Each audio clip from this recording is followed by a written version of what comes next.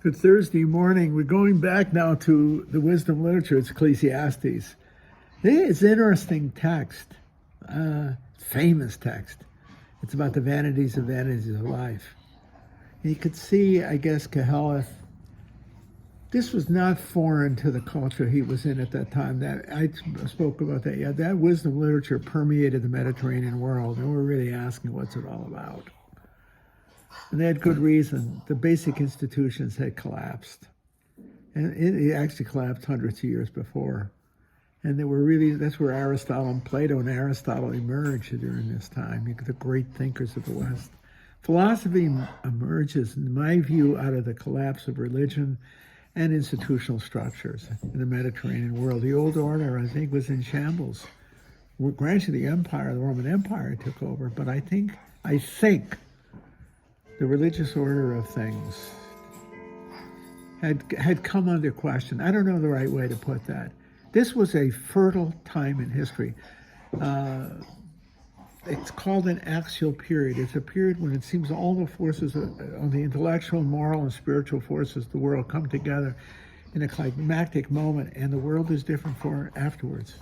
It creates a new era, and I believe that is true. Christianity emerges out of that era, but so does Western philosophy becomes prominent, and the rule of law in the Roman Empire, the reorganization of the world, now on both contractual secular terms of Roman Empire, but now a religion that is global and it's not tribal, Christianity. See? And I think the wisdom writers like the author, the Koheleth, or whoever the author is of Ecclesiastes, they're struggling with what's it all about. And they experience the vanity of life. And it's in the experience of the vanity of life that one comes to wisdom. As long as you think you have the answers, you're not going to be wise. It's when you know you don't that the beginning of wisdom occurs. And Koheleth is right on the edge. See, he's really describing life's futility. And he doesn't have Christianity to give him hope. See? Death wipes everything out. For a Christian, it's a transformation of life, a radical transformation due to Good Friday and Easter Sunday. I think if it wasn't for Christianity, my Christian faith, my belief in Christ, I would be right there with Koheleth. I see it. I see the futility, the absence of justice in the world. There's got to be more. I told in my class today, if you're looking for justice and rectitude in this world, you're going to look in vain. You see elements of it, but you see so much injustice, so much sadness, some unredeemed suffering, left to itself, just left to itself. Well, I'll read it to you, okay? When you think in that terms, you begin to see the soul of Koheleth. It's the beginning of wisdom, is to feel the pain of the passage of life. It's vanity. But that vanity opens the door to a real wisdom, a true wisdom. And I think he's on the edge of it. Christianity is the response to it. Here's what he says. Vanity of vanities, says Koheleth. Vanity of vanities, all things are vanity. What profit is a man for all the labor which he toils at under the sun? One generation passes and another comes, but the world forever stays. But when you get old, you really feel that. You feel your generation passing. If you're fortunate and you can see your prodigy coming up, progeny, you have some hope, but you know that you're not much because they will pass away too. Like all life leads to death and to passage. That's the experience he has. See? But the world stays the same. The process stays the same. Blowing now toward the south, then toward the north. See? The sun rises and the sun goes down. Then it presses on to the place where it rises. So the sun rises every morning, despite it all. See, blowing now toward the south, then toward the north. The wind turns again and again, resuming its rounds. All rivers go to the sea, yet never does the sea become full. To the place where they go, the rivers keep on going. All speech is labor. There's nothing one can say. The eye is not satisfied with seeing, nor is the ear satisfied with hearing. What has been, that will be. What has been done, that'll be done. Nothing is new under the sun. He's wrong about that. but I can feel his futility. Even the thing of which we say, see, this is new, has already existed in the ages that preceded us. There is no remembrance of the men of old. This is his key point. Nor those to come will there be any remembrance among those who come after them. It's what he's just feeling is the passage of life itself, his own and those, and all human life. And he doesn't have any belief in any personal immortality. So this is it. And he feels like complete futility. He's really talking about the experience of his own mortality and the experience of the emptiness of it all. In the end, it comes to nothing. See, it's what he's saying. His concept of time, etc., is that everything is repetitive. That was an ancient theory that time repeats itself. The fact is it doesn't. Time is emergent. The past gnaws into the future. You see, but the experience of one's own finitude, the experience of one's own passage is real.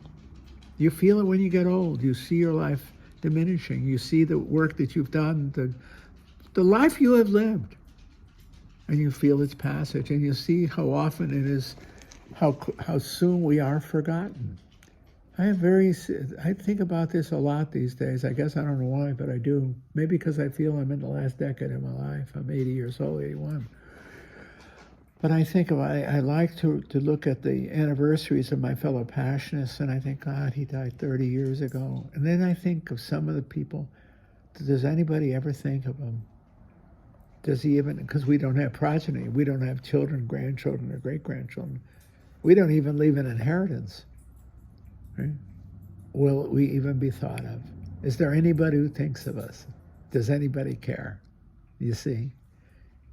That's what he is feeling. And at times I feel it too, except I believe in Christ and I believe in the resurrection. I believe that we will be together. So my feeling of all my own mortality is also one filled with hope.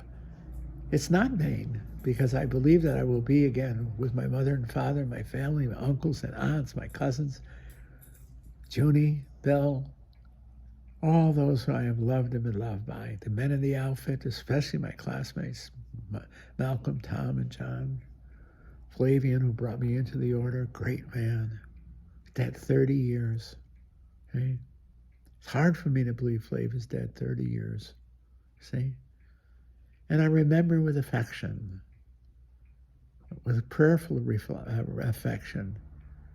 When I say Mass here by myself, just on Saturday mornings, here I sit right at the dinner table, put my vestments on, sometimes just my religious habit and a stole, the chalice my folks gave me, and surrounded, the altar is my dinner table, and what it is loaded with photographs of those who I have loved and been loved. My whole house is full of photographs. And it's a tremendous meditative experience for me because I'm quiet in my love, my remembrance, and my hope. I say the Mass always for those whom I have loved and been loved by. It's an extremely personal moment. No liturgy in the week for me is like the one I say at home, because it's the intimacy of love and the experience of passage but not vanity. Unlike Kohelet, I experienced the finitude, I experienced the passage, but it's a passage into life, not death, not into emptiness. I mean that. Yeah, I mean it very strongly. And I have got good reason to think about it because I'm not far from it myself. And I have buried virtually all the people I have loved. Not all, but so many of the people of my life whom I have loved and been loved by, my family. See? My brother's still alive and his wife and the grandkids, Michelle and her family, thank God. But I see it in my friends who are dying off. Guys in the outfit, the order, fellow colleagues at the university who were vibrant when I came here 50 years ago. And now they're only a picture on the wall. If they're lucky, they're a picture on the wall. Passage. That's Kohelet. The difference between Kohelet and me is I have Christ, he didn't. He's 100 years before, 200 years before. But in Christ, the death of the beloved is, in the end, the life of the beloved. We die and rise with Christ. And what a powerful source of hope, believe me. It turns vanity into refreshment.